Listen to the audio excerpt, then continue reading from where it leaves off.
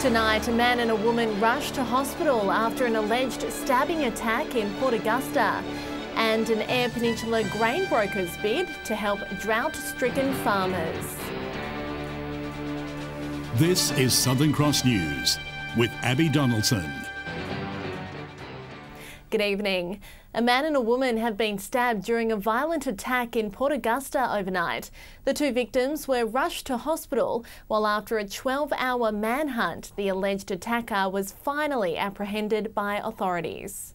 The incident occurred around 7:30 last night, when police and emergency services were called to an address on Forster Street after reports of a stabbing. When they entered the property, police found a man and a woman who had both sustained injuries from the attack, but they could not locate the suspect, who allegedly fled from the scene. The wounded victims were treated by paramedics at the scene and taken to the hospital for treatment of non-life-threatening injuries. Police patrols conducted follow-up inquiries this morning and located the accused in Davenport at 9 o'clock. They arrested a 28-year-old Port Augusta man for the offences of assault. All three parties were known to each other, although the alleged attacker's motive is still unclear, as well as the type of weapon used to stab the two victims. The injuries were non-life-threatening, so we're still looking into that. Police want to assure the community this was not a random attack. The 28-year-old man fronted the Port Augusta Magistrates Court today, charged with assault, and police refused bail. With farmers in the Upper Eyre Peninsula battling one of the worst droughts in 50 years, one local farmer and grain broker is lending a helping hand. He's setting up a fund for people to donate money and feed that will go directly to EP farmers desperate for help. Effects of the drought on our region's farmers made harder with fodder for livestock almost impossible to come by. South Australia hay stocks would probably be at the lowest levels, I'd nearly say, in South Australia's history. So Steve Willis from Epic Grain Brokers has teamed up with Mentally Fit EP to raise funds and collect feed for the EP farmers that are so desperate for help. Sometimes when you get to these, things get bogged down in politics and funding probably doesn't go to the people that really need it most. It's really nice to be partnering with Willow and Epic Grain once again on something that is so important. We're really just looking for the Lower Eyre Peninsula farmer or anyone on Eyre Peninsula that's got any leftover hay. That donated hay will support farmers in the short term, but the fund has also been set up to organise a hay cart during harvest in a few months' time to bale straw and replenish hay stocks for farmers who can't grow their own. So far, 4 Lower Eyre Peninsula farmers are willing to donate their straw. I've potentially got contractor balers coming in and some donated balers, and we're just looking to cover the cost of baling, and the hay hopefully will be free to the growers. Hay like this behind me here is getting harder and harder to find. So for any individuals or businesses that wish to donate any funds or have any hay available, they can get in touch with Steve Willis at Epic or with Mentally Fit EP. And for any farmers doing it tough, please get in contact with Mentally Fit EP or see your local GP. Casey Trelaw, Southern Cross News. Meantime, the state government has unveiled its response to the worsening dry conditions. It's formed a working group that'll work with local farmers to give them the support they need. John Hunt has more. The driest conditions in years have battered farmers across South Australia, leaving grounds parched and livestock hungry. The state government is stepping up its efforts, forming a working party to start tackling the issue. The Dry Season Working Group will comprise of state government departments and peak primary industry bodies that work on putting measures in place to help struggling farmers. Make sure that we deal with this dry time and make sure that we deal appropriately with the support needed for mental health, business support and debt mediation will be key focuses. They'll also assess the supply of hay and feedstock, which is currently being gobbled up by the eastern states. However, the minister says animal owners will also have to make big calls in the next 2 months. can't just keep on looking, for more hay at great cost. We have to actually look at what our stocking numbers are. The state opposition has welcomed the assistance, but they also want the government to secure Commonwealth support, similar to what's on offer in the eastern states. Actively assisting farmers to access the packages that are available at a federal level. Now, Minister Whetstone says he's in constant contact with Canberra about securing assistance for SA farmers.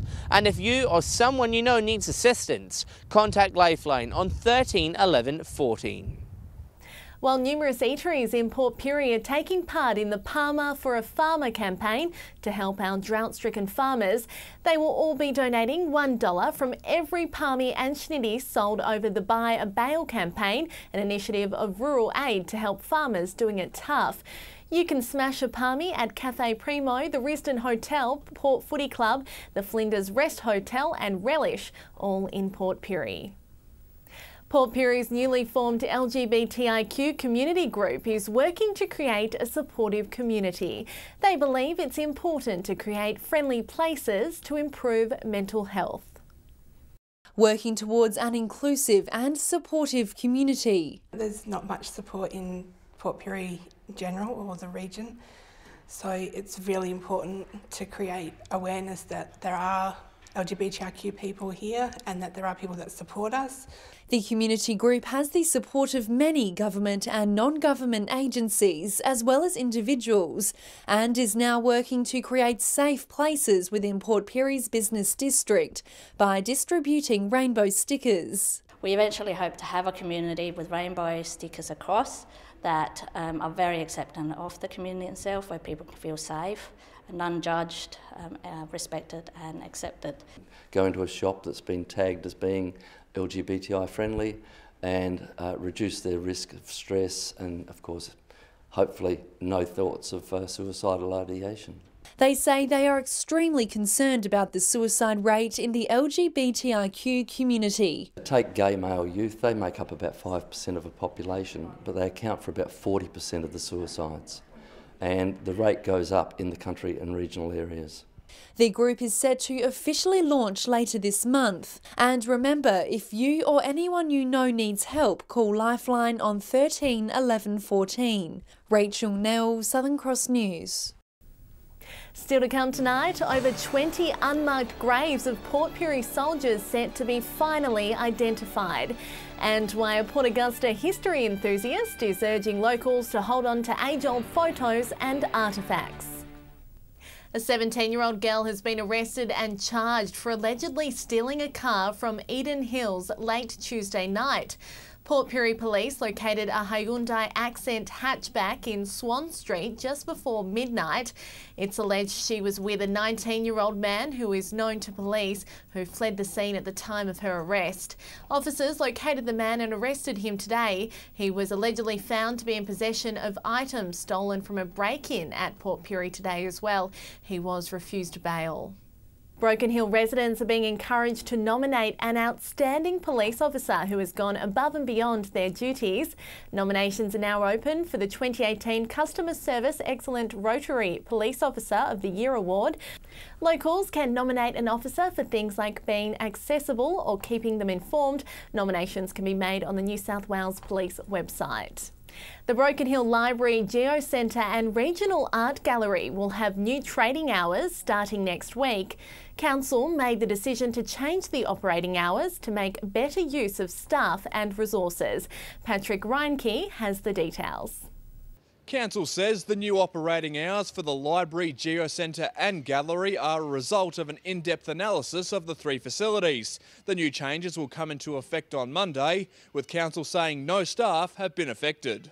The adjusted operating hours will align the Geocentre and Gallery with tourism trends and the library with similar facilities across the state. The new hours will also allow staff to carry out planning work, which was not being done under the old setup. Council says some facilities were operating like it was peak tourist season all year round. The changes for the city's library are more solid and won't be affected by school holidays. From Monday, the library will open at 9 o'clock weekdays, 10 o'clock on Saturdays and will be closed on Sunday.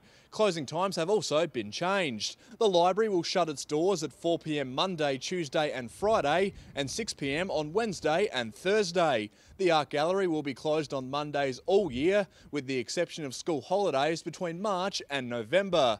10 o'clock is the permanent opening time for the venue, but its closing time will vary depending on time of year. The Geo Centre won't be open on Sundays at all, and its trading hours are a lot more jumbled. For more information, visit our Facebook page.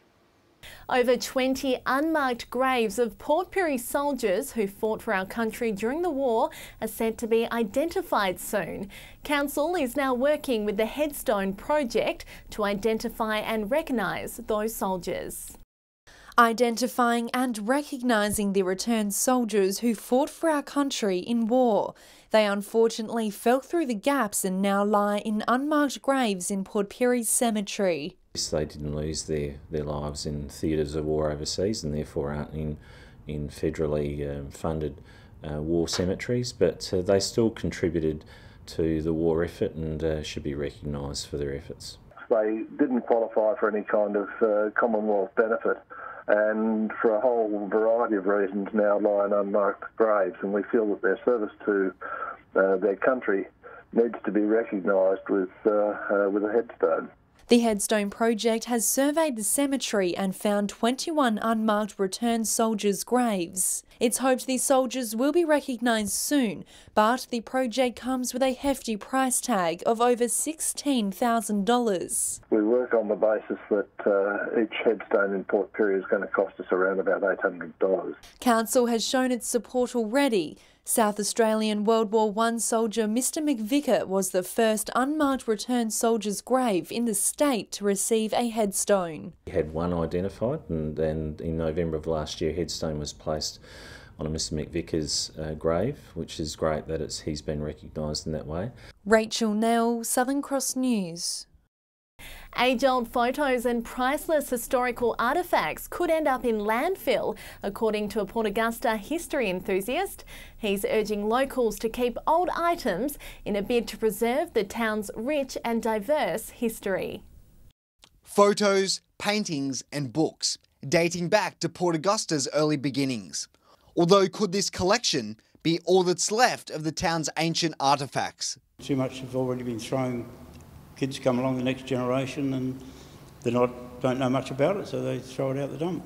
Key materials about the town's life seem to be missing, and many suspect they could be located amongst our everyday rubbish. Valuable books that were printed 100 years ago at Port Augusta that have disappeared, photos and recollections and stuff.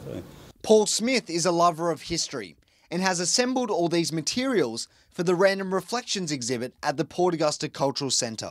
The collection illustrates much of Port Augusta's history since it was established in the 1850s. Camels arriving, the ships at the wharf, the four master ships that came here, the early days of the railway, early days of the power station. He wants those who are thinking of a good spring clean-out to think twice before chucking away old and dusty items and bring them down to the gallery. We can research and try and find out what it is and make sure we keep record of it. Garth Burley, Southern Cross News. Stay with us after the break. Some changes to the AFL Broken Hill Footy League for the 2019 season, as well as fish and tips. And the region enjoyed a sunny and warm winter's day today. I'll have all the details soon. The AFL Broken Hill Footy League is looking at resurfacing a local oval and hiring a junior coordinator for the 2019 season. It's part of a number of changes and developments to come out of a recent board meeting. Broken Hill has had just 20 millimetres of rain this year, and even local footy is feeling the strain. The playing surface at our main oval, the Jubilee Oval, is not in good condition. The league is looking into resurfacing the grand final venue following a board meeting this week, but it won't come cheap. If we need to regrass the surface with winter grass, that's going to be a six-figure sum. Money we don't have. So we're in discussions at the moment with the federal government. A funding application for a major redevelopment of Jubilee Oval is also in its final stages. The upgrade would include new lights, new change rooms and the bitumising of car parks. We're still only probably about a 10% chance of getting any funding, but at least we've made it through to the final stage. It's a $3 million project. We're asking the government for $2.7 million. The league will also approach the AFL to employ a junior coordinator to strengthen the city's future generation of footballers. To concentrate on that age group, 12s, 13s through to under 18s. If we can build that up, an additional 50 players. That's our goal, an additional 50 players is going to be healthy for the 4 clubs. Junior women's footy started in Broken Hill 3 weeks ago with a strong number of girls taking the field. The league would love to hear feedback about a competition format for 2019. Is it best to have it at the start of the year in the better weather? Is it best to have it at the end of the year? So we're asking for feedbacks from the 4 clubs on a youth girls comp because we really want to push this next year. Patrick Reinke, Southern Cross News. And time now for Fish and Tips.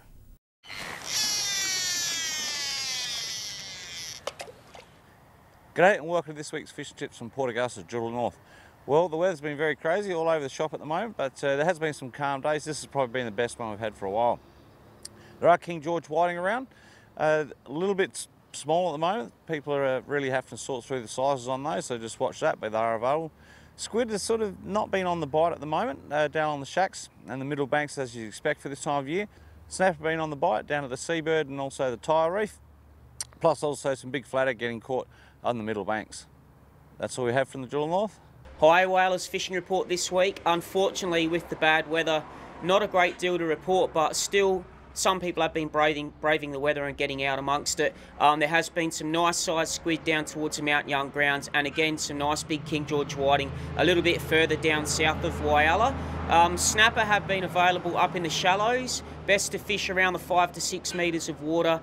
Preferably sun up and sun down has been the best result with the dirty water and the strong wind that's been coming through. G'day and welcome to this week's Fishing Tips from Port Lincoln. The guys have been doing really well on the yellowfin in the afternoon tides down in the front street. Lamani to Actal Stenros areas where the fish have been holding at the moment. The squid have still been going really well around the bays. Places like Louth Bay Jetty, Actal Stenros boat ramp, the Town Jetty and Snapper Point have been fishing really well. Moving down to the South Coast National Park, there's been some good schools of salmon down there in between the weather. Moving over to Coffin Bay, there's been some whiting inside the bay still, but generally pretty small. The better catches have been coming out from Farm Beach. That's all for this week. We'll see you again next week. And now on to the weather with Amy. Thanks, Abby. A beautiful sunny winter's day around the region today, a high of 23 for Whyalla and Port Augusta, Port Lincoln reaching 20 degrees. And before we look at the satellite, a big thank you to Floyd who managed to capture this great shot. And if you have a weather snap you'd like to share, you can send it through to localnews@sca.com.au. Checking the satellite now, and there's still some cloud over the southeast with a clearing frontal system. However, skies are clear elsewhere as a ridge of high pressure builds from the northwest. On the waters tomorrow, and northerly winds will pick up to 30 knots with seas at 2.5 metres. Sunrise is at 7:05 while it will set at 5:45. Wet and windy weather returning tomorrow, however maximums will remain quite high, 25 for Port Augusta, Woodner sitting at 18 degrees. Conditions will fine up in Port Lincoln by the start of next week, 16 for Monday. Similar conditions in Cleve and Woodner with showers clearing late into the weekend. A fine Monday predicted for Whyalla, tops of 18 there, with Port Lincoln seeing only slightly higher maximums. Meanwhile, temperatures in Kadina will sit at 15 degrees over Sunday and Monday. Mostly fine conditions for Port Pirie late into the weekend and early next week. Clare may see the odd shower on Sunday before a fine 13 for Monday. And in Broken Hill, despite some wind, a run of mostly sunny days. So it's looking like we will see a little more sunshine once again. Thanks, Amy. Bring on that rain. And that's the local news this Thursday. Good night.